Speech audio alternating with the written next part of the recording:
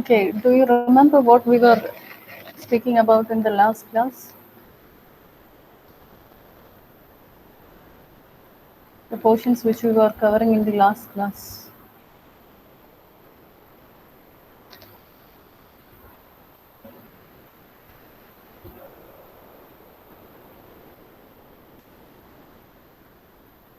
Last class we have come to the end of the last model, computational model, and that was object-oriented model. How many models were there? We were discussing about computational models, that is how we can represent embedded systems using certain models. All embedded systems may not have the same objective, so we need different models to represent each application, each embedded product. So there are several, yes, how many computational models? Actually says it is six. There were six models. What were those models? Can you name those models, someone?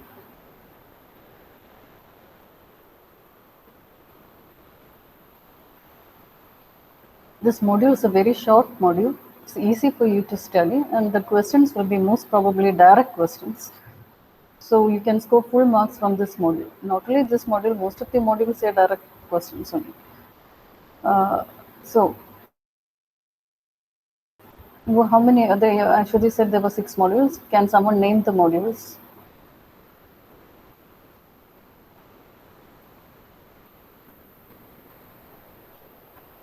Okay, data flow graph model. That was one model. Then control data flow graph model. Okay. Second model was control data flow graph model. Third model,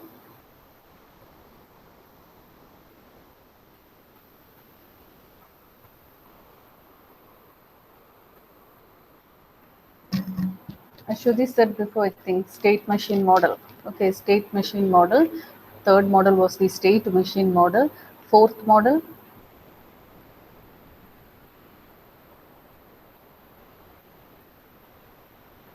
sequential program model. Okay. Fifth one, opposite of sequential. Sequential is something that is happening in serial manner. And opposite of that, that is something taking place in parallel form. What do you call that model?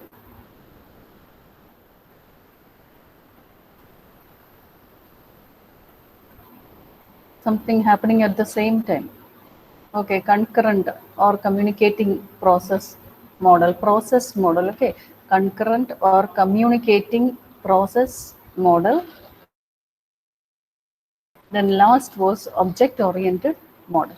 Okay, these were the six models, and we had explained the different the examples for each of these models. And if you are asked to explain what is computational, what is concurrent model, you have to explain with the example which I had given you.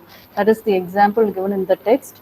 You will get full marks if you are going to write that example, and if you are going to draw the diagram correctly, then you will be getting full marks. So. Last section was object oriented model, and the last model, as you said, was object oriented model. And this is nothing but for those systems that are based on object orientation follows this model. And this model here means it is a diagrammatic representation. Model in software or embedded product design is nothing but a diagrammatic representation of the product that you are going to build. So we can only represent using diagrams. In object-oriented model, the two diagrams that we use for representing the embedded system or the product that is going to be developed is, what are the two diagrams which we can use for representing embedded products using object-oriented model? Can you name that UML diagrams used for representing embedded products? What are the UML diagrams for representing embedded products? Can anyone name the diagrams? We had studied around 9 UML diagrams, out of which we have two diagrams specifically designed for object orientation. What are the two diagrams? And we call them as structural diagrams. They come under structural diagrams. What are the components of an object-oriented system? What are the main components of an object-oriented system? Name the two basic components of an object-oriented system. Classes and objects. Okay, so what we call the diagram. Classes and objects are the main components of object-oriented systems. So what we call the diagrams represented using classes, what will be called the diagrams represented using objects?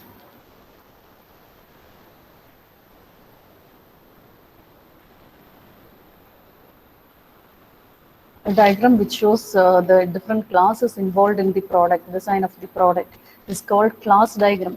I've said that UML diagrams, there are 9 diagrams, out of which the structural diagrams include class diagram, and the showing, if you're drawing objects to show the model, then we call it as object diagram. So object orientation, in object oriented design, we mainly focus on the two UML diagrams, class diagram and object diagram. Diagrams which are used to represent the different classes that contribute to the design of the product, then we call it as class diagram. If you're going to show the individual objects and how these objects communicate with each other by sending and receiving messages, then we call such a diagram which shows objects as components, we call it as object diagram. So these are the two object oriented diagrams defined by the UML, Unified Modeling Language. So these are the those two diagrams can be used to represent object-oriented systems, products. So that is the end. If this is asked for 6 marks, then you will have to draw a class diagram and an object diagram, which was given along with UML diagrams. I had given it along with UML diagrams, and in UML diagram under class diagram, I had given an example for class diagram. So if this is asked for 6 marks, then you will have to include the diagrams also. Look at the marks and then answer the questions. Okay. Is it clear? So that is the end of second module. With the 6 computational models, we come to the end of module 2. Sorry, module 2. Do you have any doubts?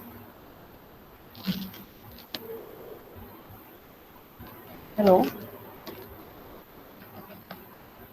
So now let me discuss the question bank with you. Module 2. These are the probable questions for your unit test. From this list, I will be selecting certain questions for your unit test 2. Module 2, unit test 2. Today you have to write unit test 1, that is from module 1. Most of the questions you had written as assignment test. So don't worry, most of they are simple questions. You had written it for assignment 1 and 2. Just revise it once more and write the question. A question will be published during the last hour, because you have to log in for your project presentation at 12:20. After the project presentation, the assignment hour, which was scheduled at 12:20 as per the timetable, will be shifted to last hour, and during the last hour I'll be giving you the question. You have to answer the questions and submit it today itself. Okay. Any doubt?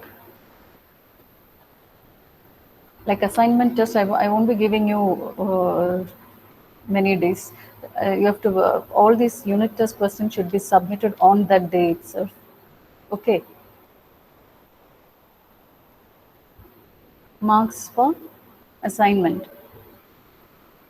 Yeah, I have to get 2 more assignments, then I will be publishing the marks. I had put the marks for assignment 1 and 2. After getting 2 more assignments, they had uploaded the assignment, but I couldn't open it here. After that, I will be publishing your marks. Assignment അല്ലെങ്കിൽ unit test. ഇപ്പം ഇന്നത്തെ അവറിൽ assignment test അല്ല. Assignment test എന്ന് പറയുന്നത് നിങ്ങൾക്ക് ആ ആഴ്ചയിൽ എപ്പോഴെങ്കിലും എഴുതി സബ്മിറ്റ് ചെയ്യാം. ഇപ്പം ഇന്ന് എൻ്റെ അസൈൻമെന്റ് അവർ വരുമ്പോൾ ഞാൻ ആ അവറിന് യൂണിറ്റ് ടെസ്റ്റ് ആണ് ഇടുന്നത്. എല്ലാ ആഴ്ചയും ഓരോ അസൈൻമെന്റും ഓരോ യൂണിറ്റ് ടെസ്റ്റ് അവറും വരുന്നുണ്ടല്ലോ, ടൈം ടേബിൾ ഓർഡർ അനുസരിച്ച്.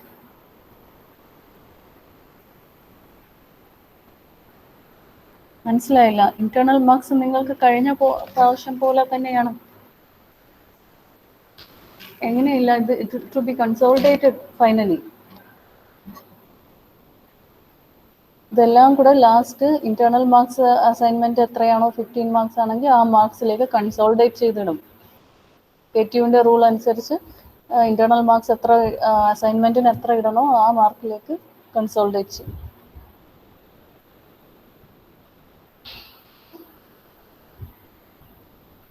Okay, submission time is night. Assignment test ഉണ്ട്, യൂണിറ്റ് ടെസ്റ്റ് ഉണ്ട്. അല്ല മിസ്, KTUവിന്റെ റൂൾ അനുസരിച്ച് ഒരു മൊഡ്യൂളിന് ഒന്നുകിൽ അസൈൻമെന്റ് അല്ലെങ്കിൽ യൂണിറ്റ് ടെസ്റ്റ് എന്നല്ലേ? ഒന്നുകിൽ അസൈൻമെന്റ് അല്ലെങ്കിൽ ഒരു യൂണിറ്റ് ടെസ്റ്റ് അല്ലെങ്കിൽ ഒരു അസൈൻമെന്റ് എന്നല്ലേ? അല്ല, അങ്ങനെ KTU റൂളൊന്നും പറയുന്നില്ല. അസൈൻമെന്റ് മിനിമം ഓഫ് 2 അസൈൻമെന്റ്സ് അല്ലെങ്കിൽ മിനിമം ഓഫ് 2 ടെസ്റ്റ് എന്നാണ് പറയുന്നത്. ആ 2 ടെസ്റ്റിനെയാണ് KTU ഷെഡ്യൂൾ ചെയ്ത് വെക്കുന്നത്, സീരീസ് ടെസ്റ്റിന്. കാരണം അത്രയും മിനിമം എങ്കിലും നടത്തിയിരിക്കണം എന്നുള്ളത് എന്താണ് അവർ ഷെഡ്യൂൾ ചെയ്ത് വെക്കുന്നത്. ഇത് ഞാനിട്ട ടെസ്റ്റ്, നിങ്ങൾ എഴുതിയ അസൈൻമെന്റ് എല്ലാം ഒരു സിംഗിൾ ഷീറ്റിൽ കുറച്ചൊക്കെയാണ് എഴുതിയിരിക്കുന്നത്. സാധാരണ അസൈൻമെന്റ് എന്ന് പറഞ്ഞാൽ 7-8 പേപ്പറൊക്കെയാണ് ആൾക്കാർ എഴുതി വെക്കുന്നത്. അങ്ങനെ എഴുതിയിട്ട് കാര്യമില്ല, കുറേ കോപ്പി അടിച്ചിട്ട് കാര്യമില്ല. ഇപ്പം ഞാൻ തന്ന 2 അസൈൻമെന്റും ഒരു 2 പേജിൽ കൂടുതലായിട്ട് ആരും എഴുതി കണ്ടിട്ടില്ല. ഒരാൾ എഴുതിയിട്ടുണ്ട് നന്നായിട്ട്, പക്ഷേ അതിൽ കൂടുതലായിട്ട് നിങ്ങളൊക്കെ വളരെ ഇതായിട്ട് സ്ക്രിബിൾ ചെയ്ത് എങ്ങനെയോ എഴുതി അങ്ങ് തീർത്തിരിക്കുകയാണ്. പഠിച്ചിട്ട് എഴുതി എത്ര പേരുണ്ടെന്ന് പോലും അതിൽ നിന്ന് അറിയാൻ വയ്യ കേട്ടോ. അപ്പൊ ഈ തരുന്ന അസൈൻമെന്റ് എന്ന് പറയുന്ന വലിയ ലോഡല്ല. ഓരോ പേജേ നിങ്ങൾ എഴുതുന്നുള്ളൂ, ഓരോ ടെസ്റ്റിനും ഓരോ സബ്ജക്റ്റിലും നമുക്ക് 6 സബ്ജക്റ്റിന്റെ അസൈൻമെന്റ് എഴുതാനുള്ള. അപ്പം അത് തന്നെ 6 ടെസ്റ്റ് എഴുതുന്നത് കൊണ്ടാണ് അത്രയും സ്ട്രിക്റ്റ് ആക്കാത്തത്. ഒരു പേജ് ആണെങ്കിലും മാർക്ക് ഇട്ട് തരുന്നത്. അതും പറയുന്നുണ്ട് end of the week submit ചെയ്താൽ മതി. അന്നന്ന് ആ ടെസ്റ്റിന്റെ അവറിൽ തന്നെ വെക്കണമെന്നും പറഞ്ഞില്ല, അന്ന് വെക്കണമെന്നും പറഞ്ഞില്ല. നിങ്ങൾക്ക് ആ ഒരു ആഴ്ച സൺഡേ കൊണ്ട് കംപ്ലീറ്റ് ചെയ്താൽ മതി. സാറ്റർഡേ സൺഡേയും കിട്ടുമല്ലോ അസൈൻമെന്റ്. ഒരു മൊഡ്യൂളിന്റെ തന്നെ കുറെ അസൈൻമെന്റ് 20 മാർക്കിന് തന്നെയാണ് തരുന്നത്. അപ്പൊ അത് ലോഡല്ല എന്നുള്ളത് ശരിയല്ലല്ലോ. അയ്യോ, ഈ അസൈൻമെന്റ് നിങ്ങൾ എഴുതുമ്പോൾ ഇമ്പോർട്ടൻറ്റ് ക്വസ്റ്റ്യൻസ് തന്നിട്ടാണ് എഴുതുന്നത്. അത് 2 പ്രാവശ്യം എഴുതിയാലും അതൊരു പഠിക്കാൻ വേണ്ടി എഴുതുന്നതാണൊക്കെ വിചാരിക്കണം. അങ്ങനെ വിചാരിച്ച ബാക്കി നമുക്ക് ചെയ്യാനുള്ള കാര്യങ്ങൾ നടക്കൂലല്ലോ. അല്ല, 1-2 ക്വസ്റ്റ്യൻ അല്ലേ തരുന്നുള്ളൂ, കൂടുതൽ ക്വസ്റ്റ്യൻ തരുന്നില്ലല്ലോ. 1 or 2 ക്വസ്റ്റ്യൻ അല്ലേ അസൈൻമെന്റിന് വെക്കുന്നുള്ളൂ. അതും ജസ്റ്റ് പോയിന്റ്സും ഒരു ബ്രീഫ് ഡിസ്ക്രിപ്ഷനും ഒക്കെയാണ് വരുന്നത്.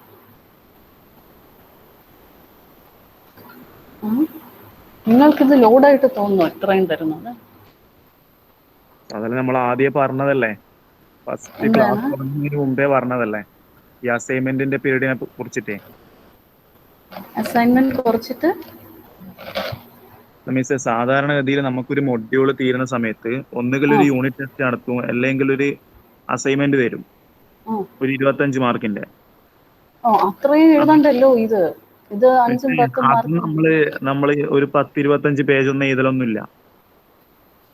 എന്നിട്ട് 2-3 പേജ് മാക്സിമം എഴുതലുള്ളൂ. ഇതെന്ന് വെച്ചാല് ഒരു വീക്ക് തന്നെ ഒരു മൊഡ്യൂളിന് തന്നെ 2 അസൈൻമെന്റ് എല്ലാം വരുന്നുണ്ട്. ഇല്ലില്ല, ഒരു വീക്കില് എൻ്റെ മൊഡ്യൂളിന് 22 മാർച്ചിൽ ഒരു അസൈൻമെന്റ് കഴിഞ്ഞാൽ പിന്നെ വരുന്നത് അടുത്ത മാസമാണ്. ഒരുപാട് ഗ്യാപ്പിലാണ് വന്നിരിക്കുന്നത്. 22 മാർച്ച് കഴിഞ്ഞിട്ട് അടുത്ത അസൈൻമെന്റ് വന്നിരിക്കുന്നത് 7/4-നാണ്. മനസ്സിലായോ? അപ്പോൾ ആ ഒരു അസൈൻമെന്റ് അത്രയും ഗ്യാപ്പിലും അത് 1-2 ക്വസ്റ്റ്യൻ അല്ലേ തരുന്നുള്ളൂ.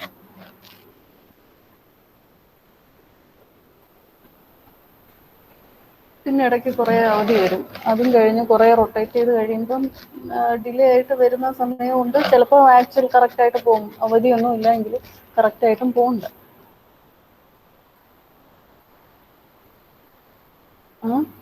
ജസ്റ്റ് നിങ്ങൾ പഠിച്ചിട്ട് നിങ്ങൾക്ക് കോപ്പി അടിക്കണ്ട, വലുതായിട്ട് എഴുതിയില്ലെങ്കിലും ആ ക്വസ്റ്റ്യൻ നിങ്ങൾ കണ്ട് ഫെമിലിയർ ആവില്ലേ, ആ ക്വസ്റ്റ്യൻ്റെ താഴെ എത്ര പോയിന്റ്സ് എഴുതണം എന്ന്.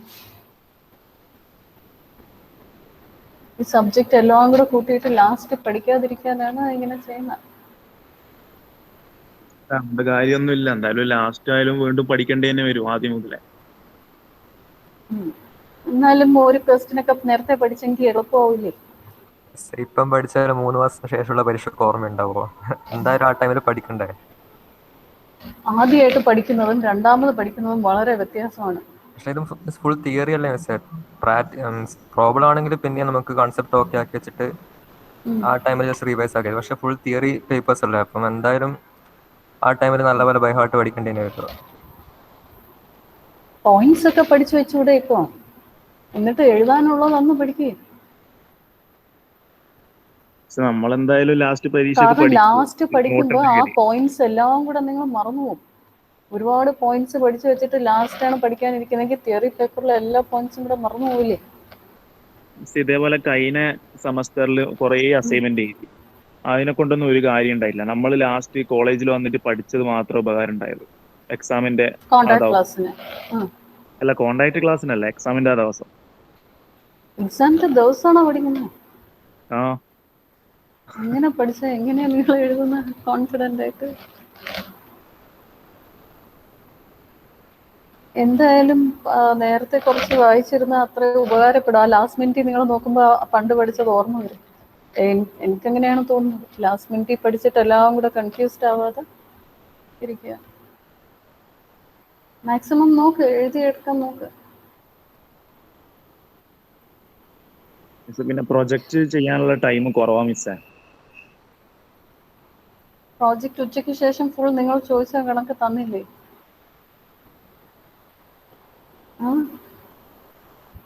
സാറ്റർഡേ വർക്കിംഗ് അല്ല, മിക്ക കോളേജസും സാറ്റർഡേ വർക്കിംഗ് ആണ്. ഒരു ദിവസമാണ് ഓൺലൈൻ ആയതുകൊണ്ട് പലയിടത്തും കൊടുത്തിരിക്കുന്നത് പ്രോജക്റ്റിന്. മിസ്സേ, മിസ് 3 ഉച്ചയ്ക്ക് ദിവസത്തിലാണ് ശേഷം കുറേ കോളേജ് ഫുൾ പിന്നെ. മഴയും കറണ്ടും ഒന്നും ഉണ്ടാവില്ല. നമ്മൾ പെട്ടുപോയി. നമുക്ക് അതനുസരിച്ച് ടൈം ടേബിൾ ഇടാൻ പറ്റുമോ മഴ നോക്കിയിട്ട്?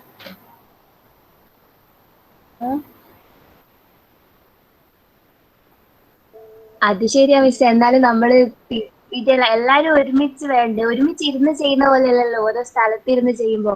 റേഞ്ചിന്റെ പ്രശ്നം അത് പറയേ വേണ്ട. എനിക്കൊന്നും ഒറ്റ പൊടിയില്ല. ആകെ പ്രശ്നം അത്. നിങ്ങൾക്ക് പറ്റുന്ന കണക്ക് ചെയ്യും. മിസ്സേ, കുറെ ആൾക്ക് പ്രൊജക്ടിന്റെ ടെക്നോളജീസ് ഒന്നും അറിയില്ല. അപ്പൊ നമ്മൾ അത് പഠിക്കണം ആദ്യം. അപ്പം അറിയാത്തവർക്ക് അത് പഠിപ്പിച്ചു കഴിഞ്ഞ സെമ്മിലല്ലേ കൊടുക്കാൻ. നിങ്ങൾ തുടങ്ങിയത്?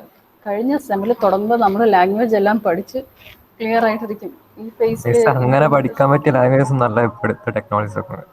നിങ്ങൾ എന്ത് ലാംഗ്വേജസ് യൂസ് ചെയ്യുന്നപ്പം? ഇപ്പം ഞാൻ എടുത്ത ബ്ലോക്ക് ചെയിൻ ടെക്നോളജിനെ അതൊക്കെ ഡെവലപ്പിംഗ് ആയിട്ടുള്ള കുറേ ഇത്. അപ്പം നെറ്റിലൊക്കെ അതിൻ്റെ പേപ്പേഴ്സ് കുറച്ച് കുറവായിരിക്കും. അപ്പം അതൊക്കെ നോക്കി പഠിക്കാൻ കുറച്ച് സമയം എടുക്കും. പിന്നെ ബ്ലോക്ക് ചെയിൻ ഒക്കെ 2 വർഷം മുമ്പേ പിള്ളേർ ചെയ്തു തുടങ്ങി. മിസ് അത് തിയറിയാണ് ബ്ലോക്ക് ചെയിൻ തുടങ്ങിയത്. ഇപ്പം ഞാൻ എടുത്തത് ഹൈപ്പർ ഫാബ്രിക് ആണ്. അപ്പം അതൊക്കെ ഡെവലപ്പ് ആയി വരുന്നത്. മീൻസ് അങ്ങനെ അധികം റിസോഴ്സ് ഒന്നും ഇല്ല. അപ്പം അതും മെയിൻറ്റെയിൻ ചെയ്യണം. പിന്നെ കോളേജിലെ ക്ലാസ് മെയിൻറ്റെയിൻ ചെയ്യണം, അസൈൻമെന്റ്. അപ്പോൾ എല്ലാം കൂടി നമുക്ക് മെയിൻറ്റെയിൻ ചെയ്യുമ്പോൾ കുറച്ച് ടൈം എടുക്കും.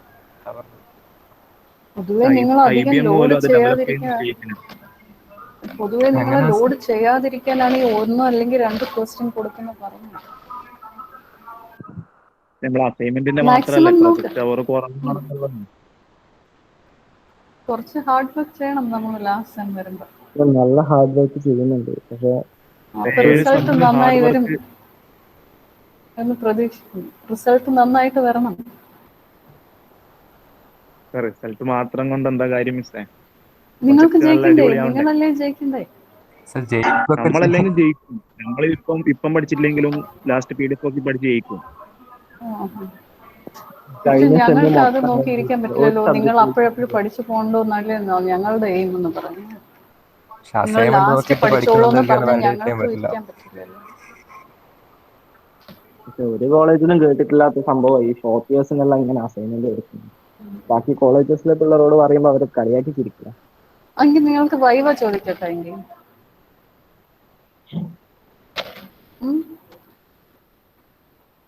അതാണെങ്കിലും കുഴപ്പമില്ല. ഈ അസൈൻമെന്റ്സ് മൊത്തം ഒഴിവാക്കി തരുമെങ്കിൽ മീൻസ് ഇപ്പം എത്രയാണ് ഒരു ടൈം ഇതിൽ എല്ലാവരോടും വൈവ് ചോദിച്ചാൽ ഞങ്ങൾക്ക് എന്റെ വലിയ അസൈൻമെന്റ് അവർ വരുമ്പോൾ വൈവ ചോദിക്കും. ആ പെർട്ടിക്കുലർ ഡേ ആ അവറിൽ റോൾ നമ്പർ വൈസോ ഏതെങ്കിലും നമ്പർ വൈസോ ഞാൻ പബ്ലിഷ് ചെയ്യാം. എന്നിട്ട് വൈവ അറ്റൻഡ് ചെയ്ത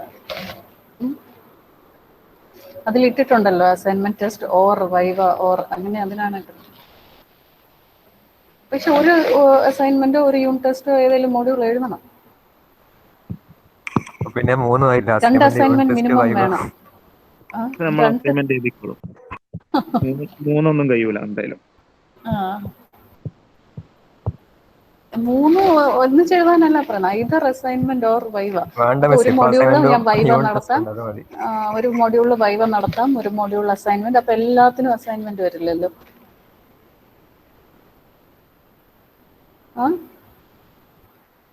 5-6 മോഡ്യൂളിന്റെ അസൈൻമെന്റ് എഴുതണ്ട. ചില മോഡ്യൂൾസിന് വൈവയും ചില മോഡ്യൂൾസിന് അസൈൻമെന്റ് ടെസ്റ്റ്.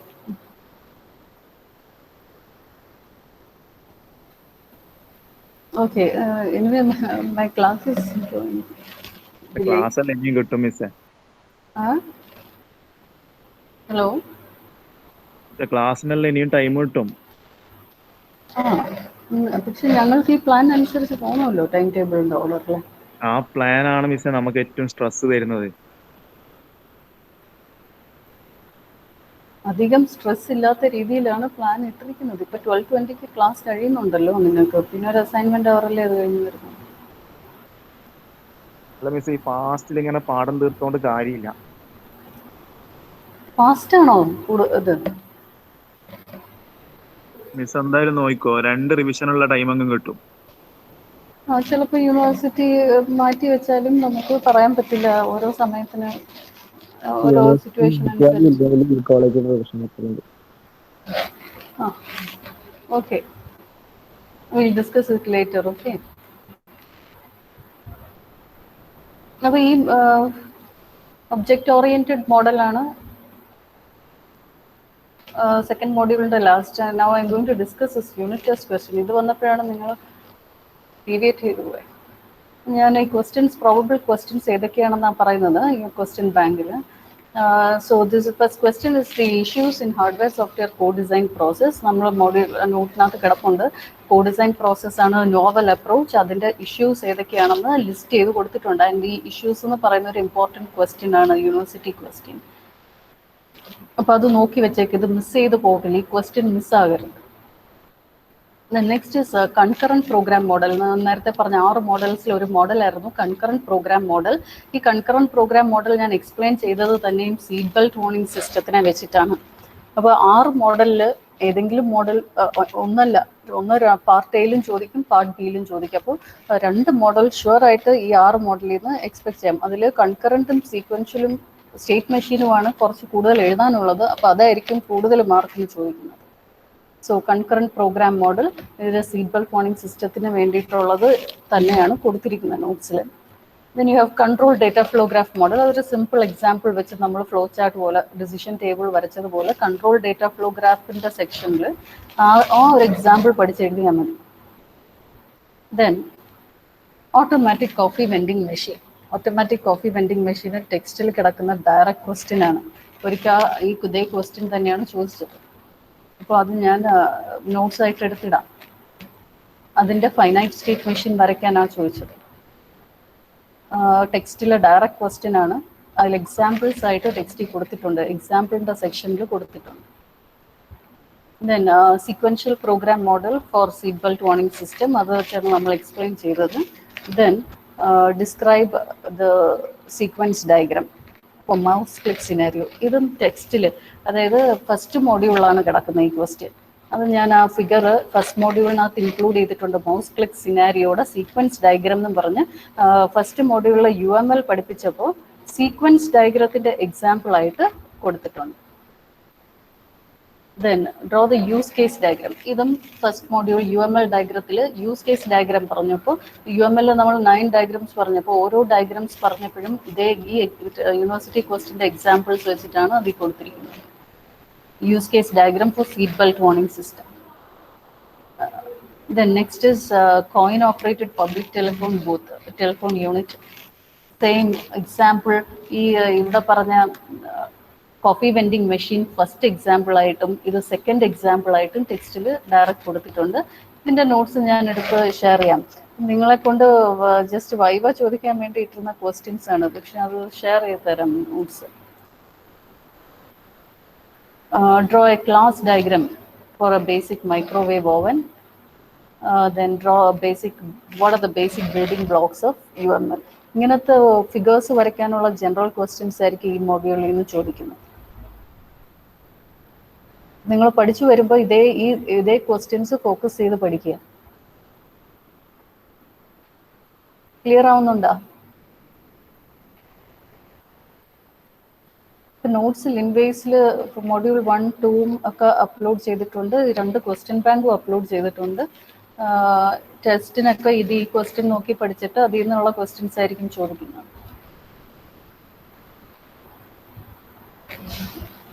മൊഡ്യൂൾ 3 ആണ് അടുത്തത്.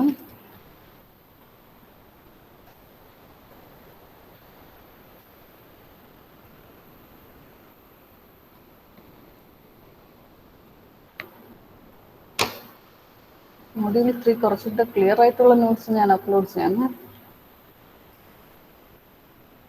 So, Module 3 deals with the design and development of embedded products. So, we are going to look at firmware development process, embedded firmware development process, and we have said an embedded system consists of a combination of both hardware and firmware.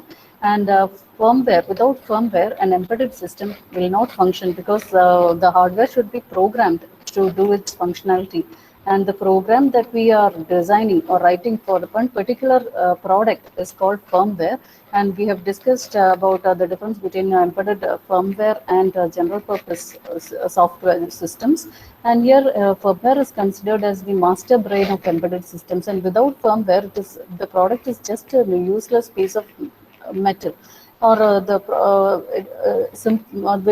hardware alone cannot do any functionality, so we have to program it so that it will do the computation, or it will give us the desired result. So this firmware is responsible for controlling the devices, the peripherals of the embedded hardware, and also it generates response in accordance with the functional requirements. Customers will give us certain requirements, and to satisfy their requirements, we have to write the firmware.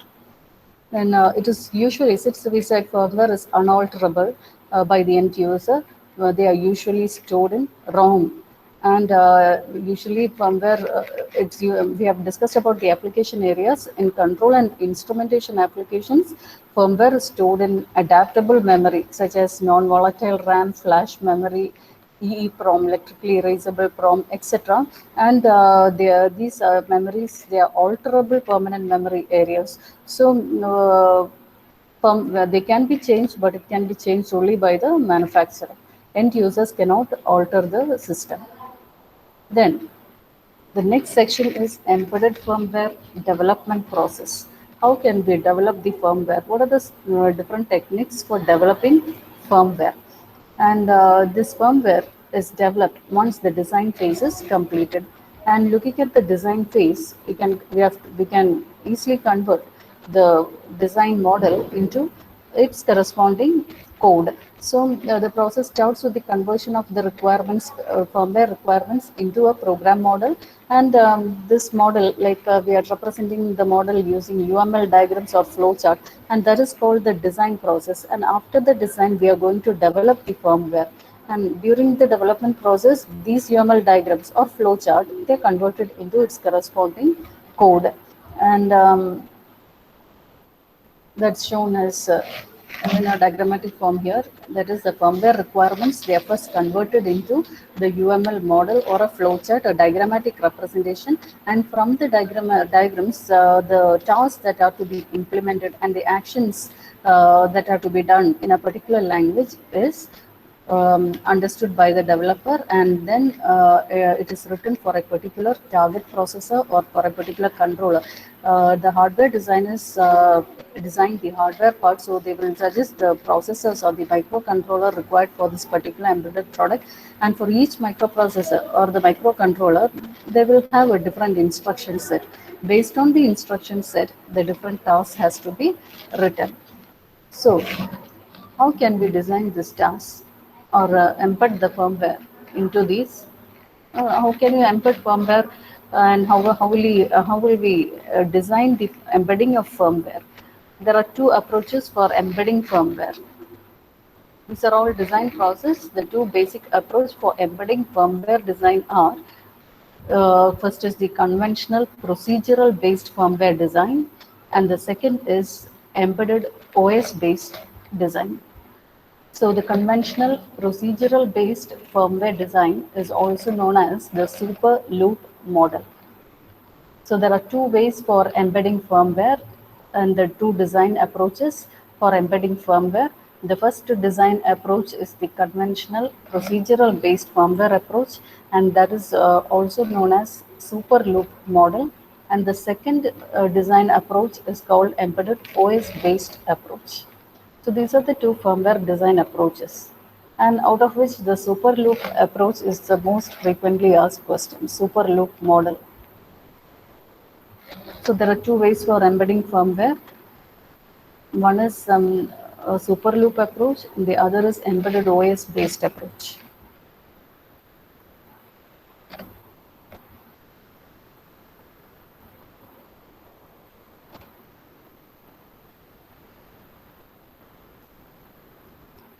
So what are the two methods for embedding firmware? What are the two methods for embedding firmware?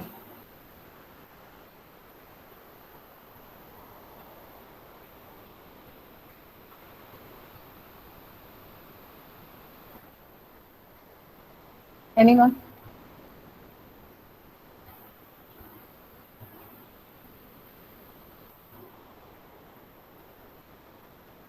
ആരും കേട്ടില്ല എന്താ പറഞ്ഞതെന്ന്.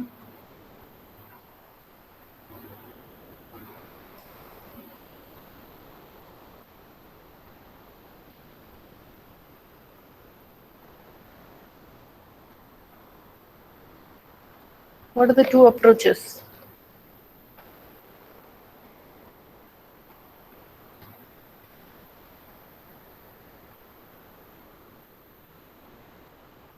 Conventional? No, it's a big word, conventional. That is on which we follow from the beginning itself. Conventional, procedural. Procedural means tasks that are executed one after the other in serial manner. Procedural based firmware design. One is conventional, procedural based firmware design, and the second is embedded OS based design. One is procedural based design, the other is embedded OS based design. And this conventional procedural based design is also called super loop model. And we have to discuss what is super loop model, the different approaches, what are the steps in the super loop model, and what is embedded OS based model. And the super loop model is an important approach. Mostly asked in most of the university questions you can find this, you will see this question. That is the super loop approach. So there are certain features for super loop approach. That is, the first feature says that it is adopted for applications that are not time critical. That is, missing deadlines are acceptable. Not time critical means, if certain deadlines are missed, it is not that it doesn't cause any harm to the environment or nor the user. And the response time is not so important. That is, a little delay in the response also doesn't matter. That is, missing deadlines are acceptable. And if such applications are going to be developed, then we can follow the super loop based approach. So it is adopted for applications that are not time critical and the response time is not so important. That is, missing deadlines are acceptable. It's like electronic toys and all. Even if we press a key and if the toy is not moving within a particular time, it doesn't matter. It is not causing any harm. Maybe we think that it is some fault with the system, and then sometimes it may the operation may happen soon, and sometimes it may be delayed. Then it is similar to conventional procedural programming, where code is executed task by task. That is just like you write a C program and execute each line. The line by line is program execution takes place line by line. Here also the tasks which are to be executed will execute one after the other. So it is similar to a conventional procedural programming where code is executed task by task. Then it is in a multitask based system, the tasks are executed serially. If there are several tasks running on the same system, they cannot execute concurrently in superloop model. In superloop model, if there are multiple tasks, it is a multitasking system, then each of these tasks are executed serially. That is one after the other. Since it is executed one after the other, we say it is procedural approach. Then the next feature says that the firmware execution flow, the order in which the firmware executes is given.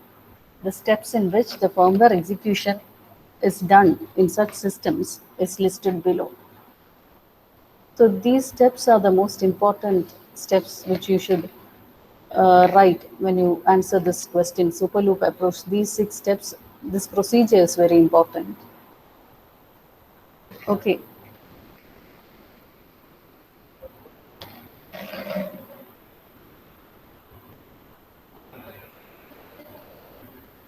So, can anyone say any 2 features of superloop approach? Any 2 features of superloop approach?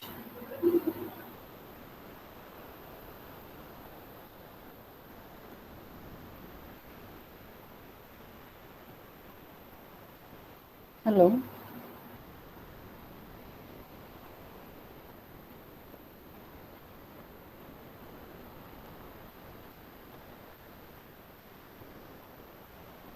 ആരും കേട്ടില്ല. Okay, executed serially, in a procedural manner. Task is executed one after the other. Then the first point. What is the first point?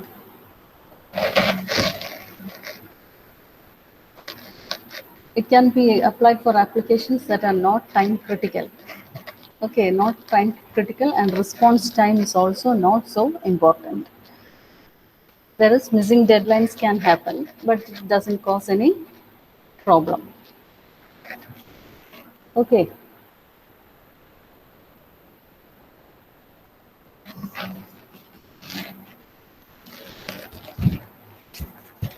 So please take your attendance.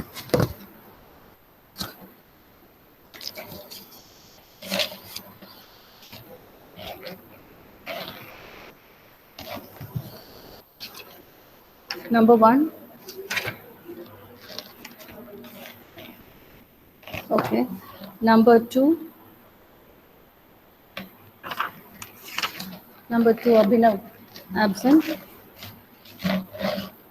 Number 5. Number 6. Anushri, absent. Number 7. Okay. Number 8. Number 9. Number 11. Number 12. Number 13. Number 13. Okay. Number 14. Number 16. Number 17. Number 18. Number 20. Number 22. Number 22. Absent. Number 23 present. Number 24. Number 26. Number 27. Number 28. Number 29. Number 30, Amrita. Number 31. 32. 33. And 3, Amal Santosh. Okay. So absentees number 2, 6, and 22.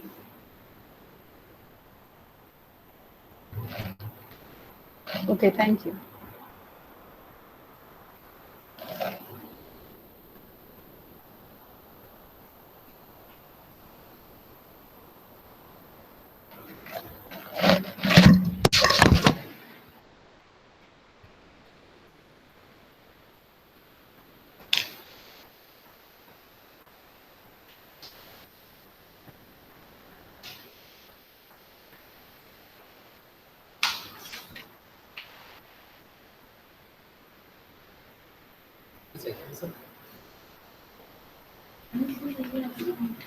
അഡ്വൈസറിന് കൊടുക്കാൻ അത് പുതിയ ഡിസംബറിൽ ചേർത്തിട്ട് വിസിലെടുത്തേരും അവർക്ക് കൊടുത്താൽ മതി. പിന്നെ whistle sign ചെയ്തിട്ട്